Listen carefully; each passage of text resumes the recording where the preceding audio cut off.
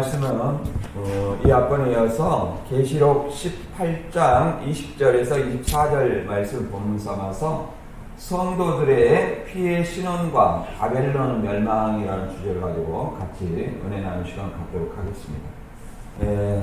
우리가 계시록을 시작한 지 오늘로 41강이네요. 계속 하다 보니까 계시록이 이제 22장까지 얼마 안 남았습니다. 이단들은 계시록은 봉안책이니까 교주만 한다 이렇게 얘기를 많이 합니다. 그러나 계시록이라는 말 자체가 펼쳐져 있는 말씀이다. 예수님의 환상을 천사를 통해서 사도 요한에게 보여주신 말씀이다. 그래서 누구나 계시록을 보면 알 수 있는 내용이에요. 오늘도 이제 바벨론의 멸망, 바벨론의 어떤 심판에서 바벨론이 멸망당하는 것은 성도들의 피해 신혼의 결과로서 우리가 이해를 해볼 수 있습니다. 그리고 이제 계시록 4장부터 계시록 18장까지는 3대 7중 재앙, 나팔 재앙, 대접 재앙, 그 다음에 인대는 재앙, 나팔, 대접 재앙, 이 3대의 7중 재앙이 있습니다. 그리고 계시록 17장과 18장은 추가 계시로 종말론적인 바벨론 심판을 말하고 있는데, 본문에서는 바벨론 심판을 어떻게 말하냐면 최종적인 심판으로 이 큰 맷돌 같은 맷돌을 바다에 던져 다시 보이지 않은 것처럼 바벨론을 완전히 심판해서 다시 보지 못한다는 내용을 설명하고 있습니다. 이제 우리가 알아볼 것은 이 순교한 성도들의 피해 신원의 결과는 어떻게 되는지 이것하고, 그 다음에 바벨론이 파멸한 이유, 그 다음에 큰 맷돌을 바다에 던지듯이 바벨론의 어떤 최후의 심판에 대해서 오늘 같이 알아보도록 하겠습니다. 계시록 18장 20절에서 24절입니다. 하늘과 성도들과 선지자들아, 그로 말미암아 즐거워하라. 하나님이 너희를 위하여 그에게 심판을 행하셨음이라 하더라.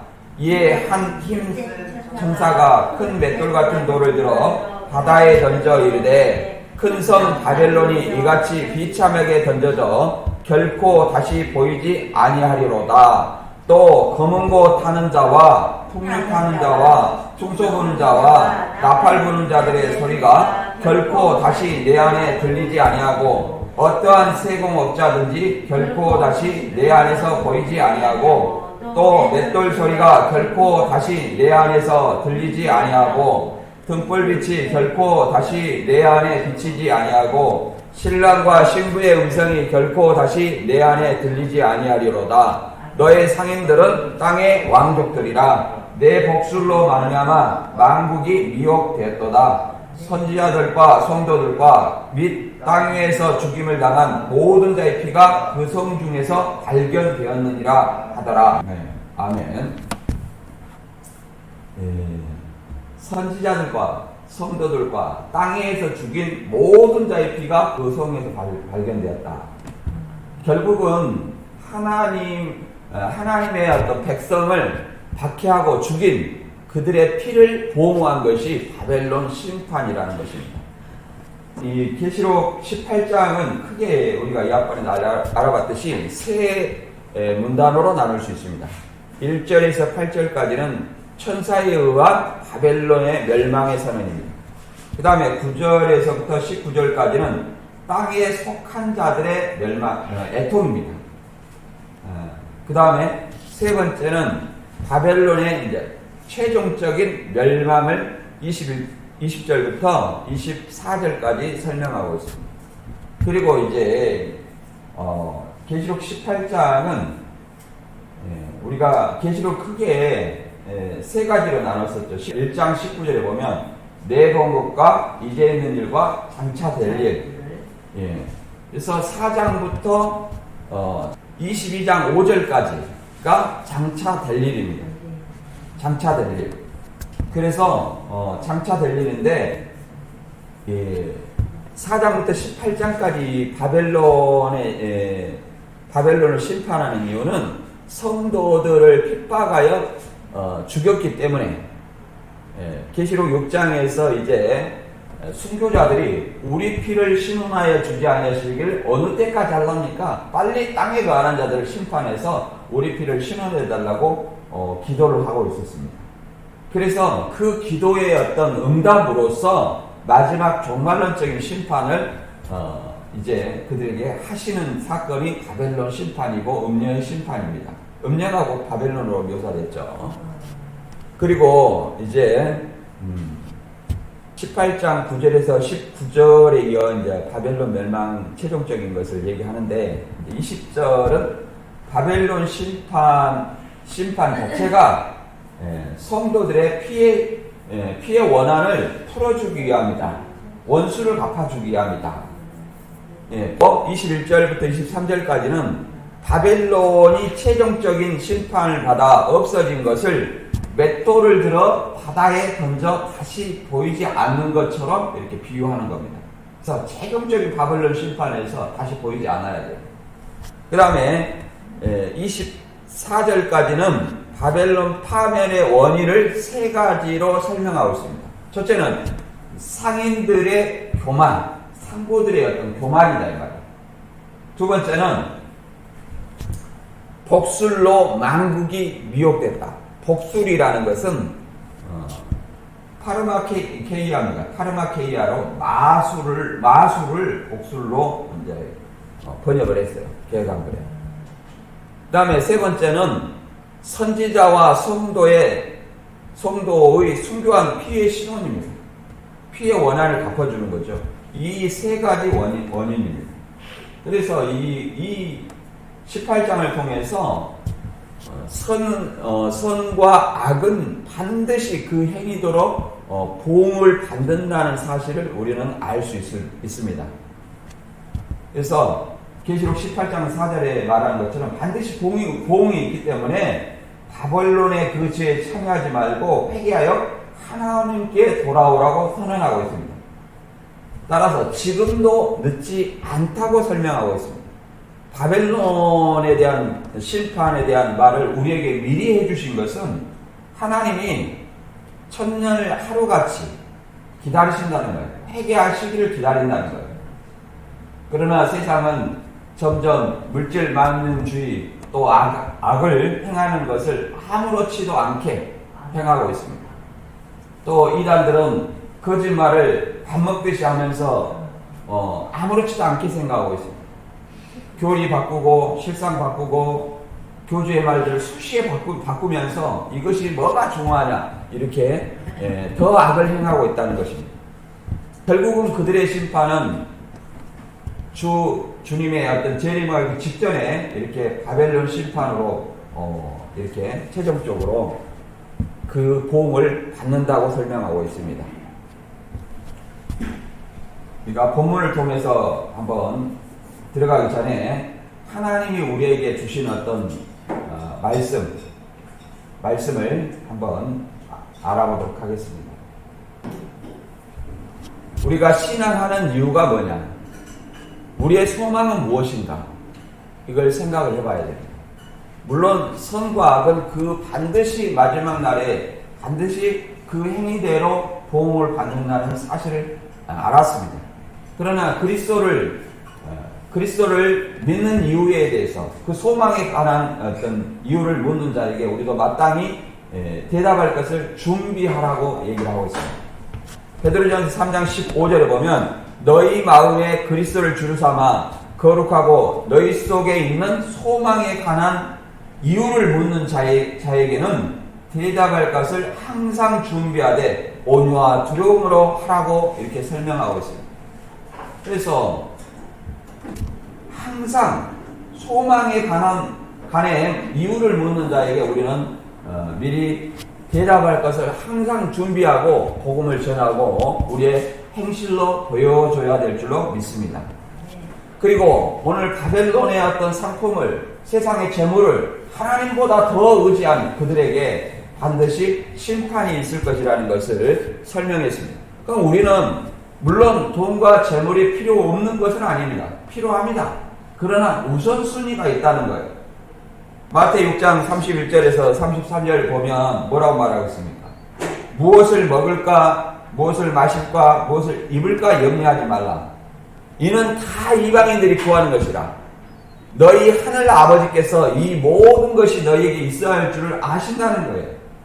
그런즉 너희는 먼저 뭘 해라 하냐면 그의 나라와 그의 의를 구하라. 그리하면 이 모든 것을 너희에게 더해 주시겠다고 약속하는 겁니다. 돈을 벌지 말라는 얘기가 아니에요. 돈을 벌 때 주 안에서 그의 나라와 그의 의를 구하면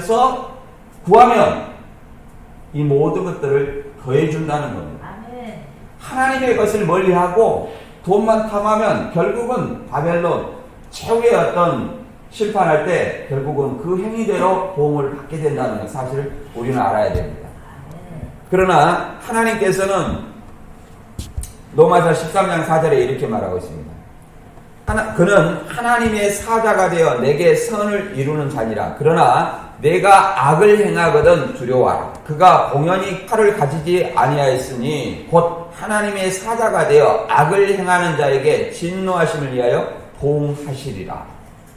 선을 이루어야 되는, 선과 악은 반드시 그 행위대로 보응을 한다는 겁니다. 악을 행하는 자는 두려워해야 된다는 겁니다.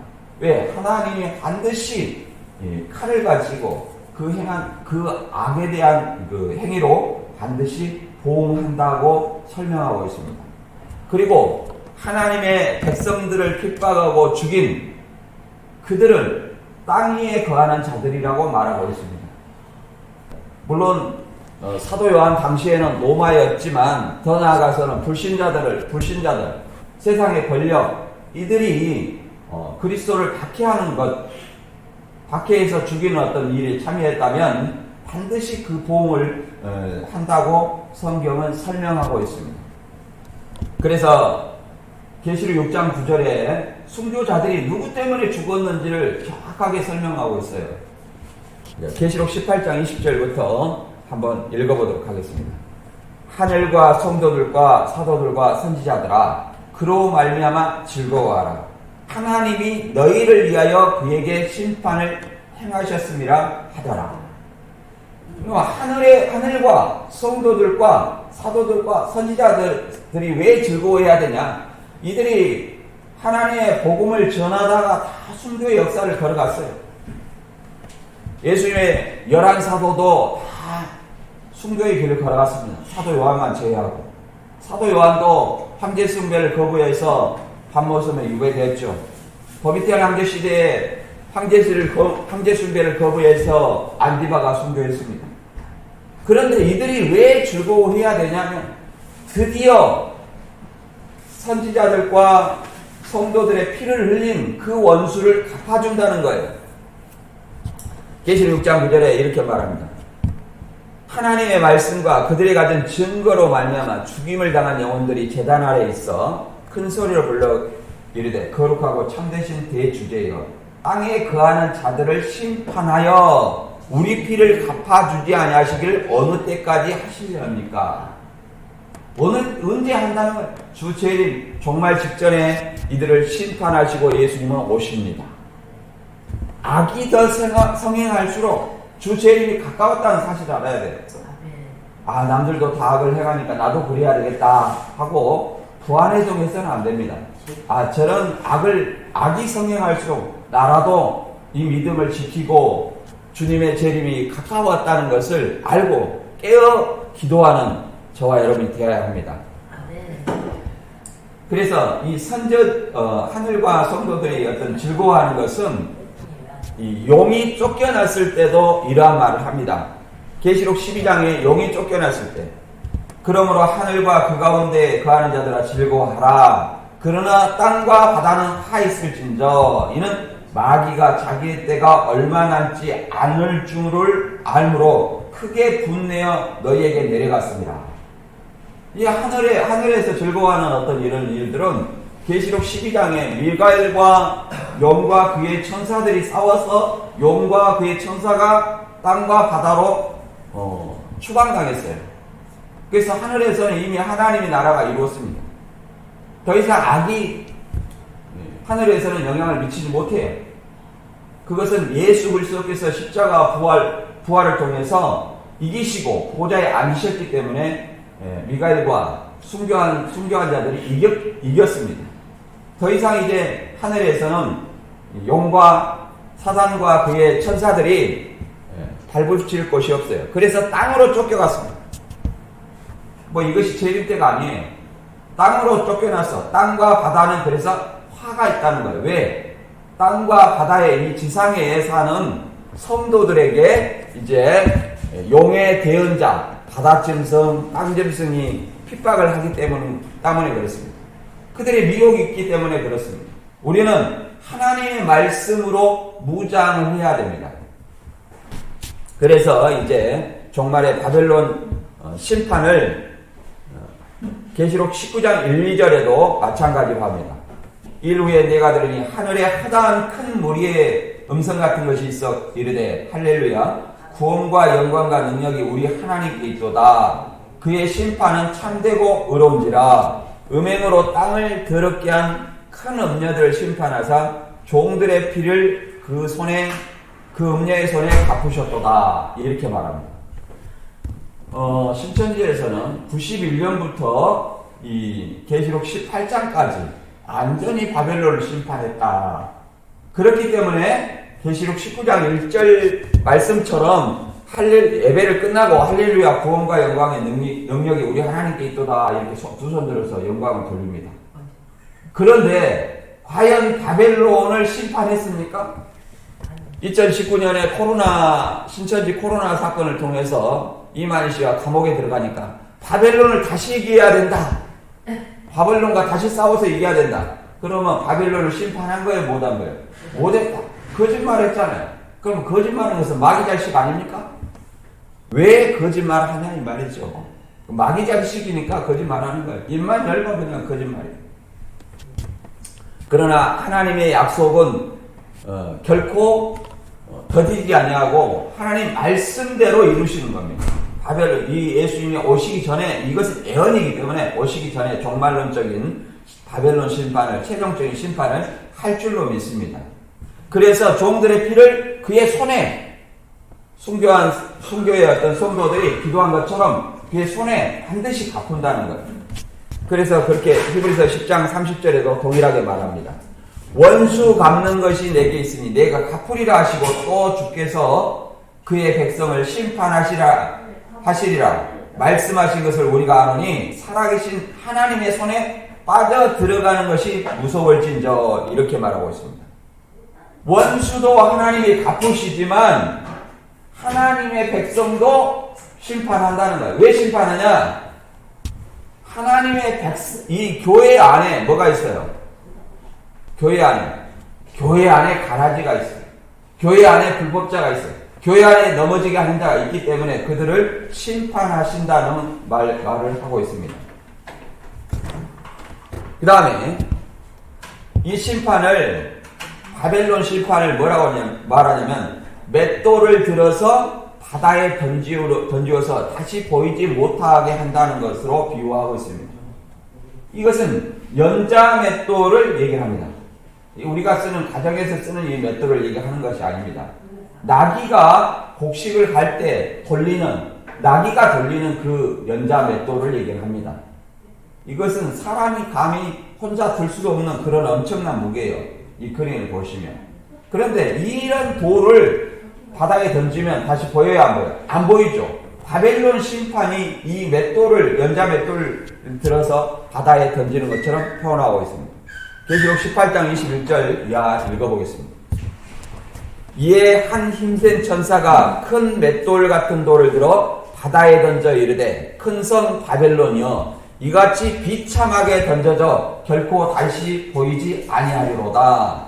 또 검은 고 타는 자와 풍류 타는 자와 퉁소 부는 자와 나팔 부는 자들 소리가 결코 다시 내 안에서 들리지 아니하고 어떠한 세공업자든지 결코 다시 내 안에 보이지 아니하고 또 맷돌 소리가 결코 내 안에 들리지 아니하고 등불빛이 결코 다시 내 안에 비치지 아니하고 신랑과 신부의 음성이 결코 다시 내 안에 들리지 아니하리로다. 이 바벨론 심판을 이렇게 큰 맷돌 같은 연자 맷돌을 얘기합니다. 연자 맷돌 하면은 사복음서에 이런 말이 있습니다. 내가 누구를 실족하는 것은 차라리 연자 맷돌을 들어 바다에 던지는 것이 오히려 낫다. 연자 맷돌을 목에 걸고 바다에 던지는 것이 낫다는 거예요. 차라리. 그만큼 이 형제 실족에 대해서 얘기를 하는데, 이 연자 맷돌이라는 것은 말 그대로 나귀가 돌리는 맷돌입니다. 우리가 가정에서 돌리는 이 맷돌은 사람이 가볍게 들 수 있어요. 그러나 연자 맷돌이라는 것은 이 나귀가 이렇게 곡식을 갈 때 사용하는 어떤 맷돌을 얘기를 합니다. 바벨론 심판이 이와 같다는 거예요. 연자 맷돌을 바다에 던지면 다시 그것을 떠오르지 않대요. 바다 위에서 보이지 않아요. 그런 것처럼 바벨론 심판이 최종적으로 다시 있지 않는다. 이렇게 말합니다. 그래서 바벨론을 심판함으로 바벨론 안에서 누리던 모든 향락, 검은 것 타는 자와 풍류하는 자와 충소 부는 자, 나팔 부는 자 소리가 결코 다시 들리지 아니하고, 이건 뭡니까? 연회와 잔치에 흥을 돋구는 역할을 합니다. 삶의 고품과 희열을 앗아간다는 거예요. 그런 것이 다시 없다는 거예요. 그들이 바벨론으로 인해서 누리던 어떤 온갖 기쁨, 희락, 잔치 이런 것들이 다시 할 수 없다. 그리고 어떠한 세공업자든지 결코 다시 내 안에서 보이지 아니하고, 세공업자라는 것은 테크니테스입니다. 테크니테스 이걸 얘기합니다. 그리고 기술이라는 것은 테크네스예요. 이걸 얘기할 때 우리가 사도행전에 보면 사도행 19장 24절에 보면 이런 말이 있습니다.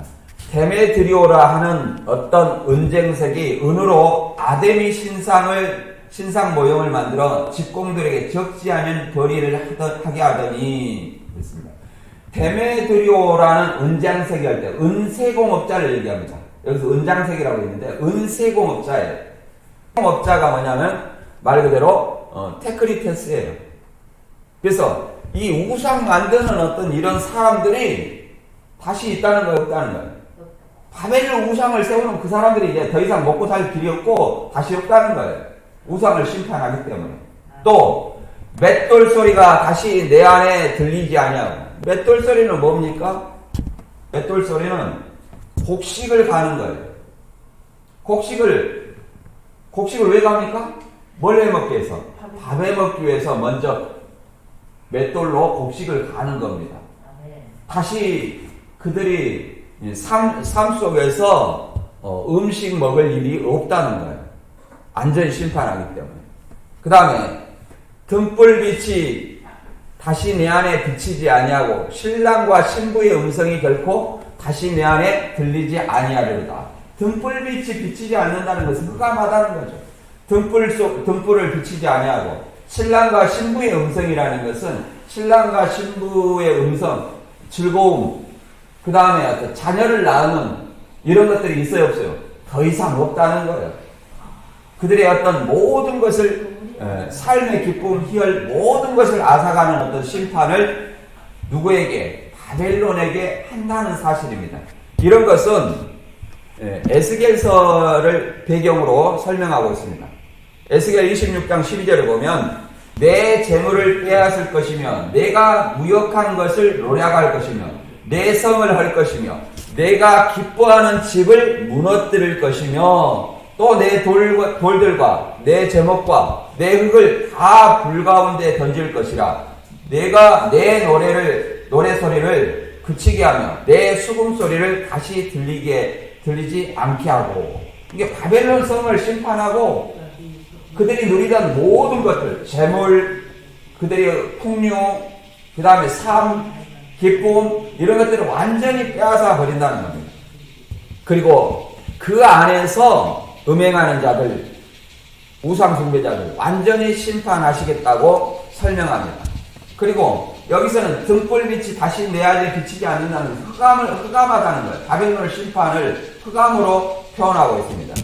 그래서 계시록 22장 5절에는 이렇게 말하고 있습니다.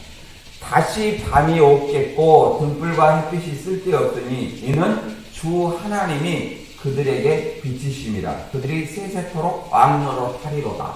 하나님의 백성, 하나님 앞으로 나온 사람들은 이제 바벨론 내 그런 등불이 필요 없어요. 바벨론의 등불이 필요 없고, 왜? 우리는 이제 주 하나님이 등불이 되시고 햇빛이 되시기 때문에 바벨론의 등불은 필요 없다. 이렇게 설명하고 있습니다.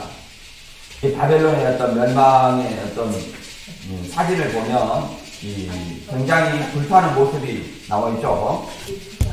그리고 이제 바벨론 멸망의 세 가지 원인을 설명하는 내용이 나옵니다. 18장 23절 24절 보면 너의 상인들은 땅의 왕족들이라. 내 복술로 말미암아 만국이 미혹되었도다. 선지자들과 성도들과 및 땅 위에서 죽임을 당한 모든 자의 피가 그 수송 중에서 발견되었느니라 하더라. 결국은 이제 바벨론의 어떤 멸망하는 이유, 이 가장 큰 이유는 뭐예요? 땅 위에서 죽은 선지자들과 성도들과 땅 위에서 죽임을 당한 순교자들 피가 그 섬 중에서 발견되었다는 것은 이 바벨론 섬 그들이 뭐예요? 선지자들과 성도들과 땅에서 죽임당한 모든 자를 죽였다는 겁니다. 죽였다. 그것이 바벨론 심판의 가장 큰 이유예요. 첫째는 너의 상인들은 땅의 왕족들이라. 상인들의 어떤 교만, 상인들의 그걸로 인해서 너무 부하다 보니까 하나님께 영광을 돌리지 아니하고 교만해졌다는 것. 그걸로 인해서 심판을 하게 됐다. 이렇게 얘기합니다. 에스겔 28장 5절에는 이렇게 말합니다. 내 큰 지혜와 내 무역으로 재물을 더하고 그 재물로 말미암아 내 마음이 교만하였도다. 사람이 잘 살면 교만하잖아요. 그래서 내 재물로 말미암아 내 마음이 교만하였도다. 이 상인들이 어떤 교만 때문에 바벨론 심판을 받고, 두 번째는 이 복술로 말미암아 만국이 미혹됐다. 그래서 복술이라는 것은 마술입니다. 마술로 말미암아, 다른 번역 성경에는 마술로 되어 있어요. 마술로 말미암아 만국이 미혹됐다. 그래서 두 번째 원인은 복술입니다. 복술은 에레미야 29장 8절에도 설명하고 있습니다. 만군의 여호와 이스라엘 하나님 이같이 말하노라. 너희 중 선지자들에게와 복술에게 혹하지 말며 너희가 꿈도 신청하지 말라. 이렇게 설명하고 있습니다. 거짓 선지자들을 얘기하는 거예요. 신청하지 말라는 것은 거짓 선지자들. 그들의 말을 신청하지 말라. 그 다음에 복술, 마술에게도 혹하지 말며, 그 다음에 뭐예요? 자기의 꿈. 한껏 내가 꿈 꿨네 얘기를 하는 사람들, 이런 말도 신청하지 말라. 이러한 것들로 개인적인 어떤 사적인 꿈을 얘기하는 거 아니에요. 이러한 것들로 예수님의 복음을 혼잡케 하고 미혹하는 그런 것들을 뭐 한다는 거예요? 신청하지 말라 얘기를 하는 겁니다. 그걸 가지고 하나님이 나한테 이렇게 했니? 하나님이 나한테 저렇게 했니? 이런 것은 하나님이 준 계시가 아니라는 거예요. 어떤 사람은 그렇습니다. 자기가 꿈을 꿨는데 하나님이 이것을 이렇게 줬네 이렇게 말하는 사람도 있습니다. 혹은 어떤 사람은 이렇게 오늘날은 특별계시가 있는 것처럼 성경이 완성된 이후로는 특별계시가 없어요. 우리는 인정하지 않습니다. 특별계시를 인정한 사람들은 교주들밖에 없어요. 교주들. 자기한테 특별계시 해가지고 하나님이 나한테 이렇게 환상계시 실상계시 이렇게 해가지고 좋네 해가지고 하나님이 천사를 통해서 계시를 줬으면 왜 바꿉니까? 자꾸 거짓말이 들통나면 수시로 바꾸고 이런 것에 신청하지 말라는 거예요. 그리고 또 이제 주위에 보면 신앙을 오래 하다 보면 어떤 사람이 간혹 있냐면 뭐 말할 때마다 하나님이 이렇게 했어 저렇게 했어 이런 사람이 있어요. 그건 자기 마음에서 원하는 것을 하나님 따라서 얘기하는 거예요. 하나님이 언제 그렇게 시켰습니까? 하나님이 말씀하신 것은 이 계시는 이미 성경 안에 다 있습니다. 성경 안에서 나를 비춰보고 내가 어떻게 할지를 생각을 해야 됩니다. 자기가 하고 싶은 것을 왜 하나님께 하냐면 그냥 내가 이렇게 하고 싶다. 내 마음의 감동이 와서 이렇게 한다. 이렇게 표현해야지. 하나님이 시켜가지고 하나님이 시킨 것을 안 하면 어떻게 돼요? 안 되죠? 네. 그러면 자기는 뭐예요? 하나님의 대리자라는 얘기밖에 안 되는 거예요. 그래서 그런 말을 함부로 해서는 안 된다. 우리도 또 우리 집사님들이 그렇게 얘기를 하면 그냥 애교로 봐주는 겁니다. 애교로. 그리고 세 번째는 바벨론 멸망의 세 번째 원인은 이 모든 자의 피가 이 바벨론 성 중에서 발견되었다는 거예요. 바벨론 성이 발견됐다는 것은 이 하나님 백성을 죽인 자의 피가 그들에게 발견되었다는 겁니다. 그래서 이 그들에게 보응하는 것을 계시록 14장 20절에는 성 밖에서 그 틀이 밟히니 틀에서 피가 나서 말굴레까지 닿고 1600사년에 퍼졌더라 이렇게 말합니다. 이 불신자들의 피, 바벨론을 심판하는 그 피가 말굴레 1.5m 높이까지, 말굴레라는 것은 말입이죠. 말의 머리에 채우는 것이 말굴레입니다. 말굴레까지 닿았다고 말은 1.5m 정도 높이의 피가 있고 그 피의 강이 어디까지? 약 1600스타디온이라는 것은 296km 정도 퍼졌다는 거예요. 이거는 상징적입니다. 전 세계에 퍼졌다는 거예요. 전 세계에. 그들은 결국은 오늘날은 바벨론 시파이라는 것은 전 세계의 불신자, 땅에 거하는 모든 자를 종말론적인 심판을 하겠다는 것을 설명하고 있습니다. 왜 그러냐면 우리가 피라는 것은 왜 피로 갚았으니까 그 피로 올리느냐 이렇게 말합니다.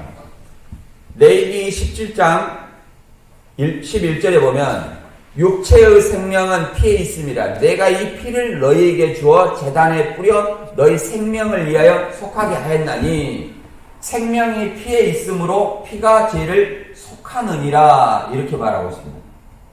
그리고 창세기 9장 6절에는 이렇게 말하고 있습니다. 다른 사람의 피를 흘리면 그 사람도 피를 흘릴 것이니 이는 하나님이 자기 형상대로 사람을 지으셨습니다. 그러니까 하나님의 백성의 피를 흘렸으니까 이 바벨론 땅에 거하는 이 사람들의 불신자의 어떤 심판에서 그 피를 동일하게 흘려야 된다. 이렇게 설명하고 있습니다. 그 피가 1.5m에서 1.5m 피의 강을 이루어가지고 약 296km 정도 이렇게 상징적으로 얘기를 하는 겁니다. 이단들처럼 서울에서 부산까지다 1600스타니 그런 얘기가 아니에요. 그런 얘기가 아니라 이건 상징이고 전 세계의 불신자들의 심판을 이렇게 설명하고 있는 겁니다. 그래서 오늘 본 말씀을 다시 한번 정리하면 성도들을 박해하고 핍박한 땅에 거하는 자들, 이들을 바벨론을 심판하여 피의 신원을 하는 겁니다. 바벨론을 심판하는 이유가 상인들의 어떤 교만, 그 다음에 마술로 만국이 미혹됐고, 그다음에 순교한 어떤 성도들의 피의 신원의 결과로서 바벨론을 심판하는 것을 뭘로 비유했습니까? 연자맷돌을 들어서 바다에 던져 다시 보이지 않는 것처럼 다시 잊지 않는다. 이렇게 설명하고 있습니다. 따라서 이 선과 악은 그 행위대로 반드시 보응한다는 사실을 우리는 알아야 됩니다. 갈라디아 6장 7절 이하 읽어보고 정리하고 마치겠습니다. 스스로 속이지 말라. 하나님은 업신여김을 받지 아니하시나니 사람이 무엇으로 심든지 그대로 거두리라. 자기 육체를 위하여 심는 자는 육체로부터 썩어질 것을 거두고 성령을 위하여 심는 자는 성령으로부터 영생을 거두리라. 우리가 선을 행하되 납신하지 말지니 포기하지 아니하면 때가 이름에 거두리라. 포기하지 아니하면 때가 이름에 거두리라 이렇게 설명하고 있습니다. 하나님을 없이 여기지 말고 스스로 속이지 말고 무엇을 심든지 그대로 거둔다는 거예요. 심는 대로 거두는 겁니다. 육체를 위하여 심는 자는 육체로부터 썩어질 것을 거두고 성령을 위하여 심는 자는 성령으로부터 뭘 거두고 영생을 얻는다는 거예요. 선을 행한 자는 선에 행한 마땅한 보응을 받고 악을 행한 자는 악의 행위대로 마땅한 형벌이 그 보응으로 이어질 줄 믿습니다. 따라서 우리가 이 말씀을 믿을진제 선을 행하되 낙심하지 말고 포기하지 아니하면 반드시 그 원하는 결과로 영생의 축복을 누릴 줄 믿습니다. 따라서 우리는 본문의 말씀처럼 이 악의 어떤 그 결과를 우리가 봤습니다. 이 악한 세상을 우리의 사명은 뭡니까? 그 악한 사람들을 심판한다는 이 결과를 알기 때문에 그 악한 사람들, 하나님의 백성, 내 백성아 나오라, 바벨론 나오라 이렇게 했지 않습니까?